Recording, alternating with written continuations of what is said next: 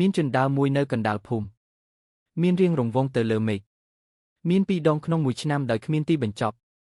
ពួកគេបានប្រារព្ធពិធីមួយដែលជាកន្លែងដែលពួកគេបានជ្រើសរើសឈ្មោះចេញពីធុងមួយវាជាកិត្តិយសដ៏អស្ចារ្យដែលត្រូវបានជ្រើសរើសអ្នកភូមិនឹងមានមោទនភាពបងស្រីរបស់គាត់បានអង្អែលក្បាលរបស់គាត់ហើយអោបគាត់ទាំងទឹកភ្នែកនាងនឹងឃើញគាត់ម្ដងទៀតនៅពេលនាងត្រូវបានជ្រើសរើសអ្នកចាស់ទុំបានសង្កត់លើទ្រូងរបស់គាត់ហើយប្រាប់គាត់មួយសន្ទុះក្រោយមកគាត់គោដើរចេញដោយមិននិយាយអ្វីទាំងអស់គាត់បានឡើងខណៈអ្នកភូមិអបអរប៉ុន្តែនៅពេលដែលនាងមើលគឺកប់ពោពុកមានអ្វីមួយមានអារម្មណ៍ថាខុសយ៉ាងខ្លាំងយប់នោះនាងបានដើរលេងពេញភូមិហើយបានទៅដល់មូលដ្ឋានជណ្ដើរ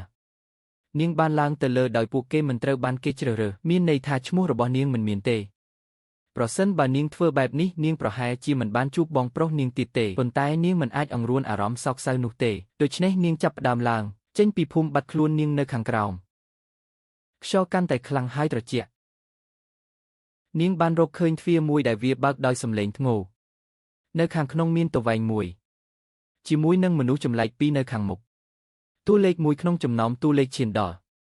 ហើយលើកគម្របចេញពីថាសធំជាងគេនាងមិនជឿថាជាបងប្រុសរបស់នាងក្នុងមាត់ជាប់ផ្លែប៉ោមចង់គាត់ជាប់គាត់កំពុងព្រិចភ្នែកហើយនៅមានជីវិតនៅឡើយនាងបានចង់រត់ចេញវិញប៉ុន្តែខ្យល់បានបក់ទ្វារបិទ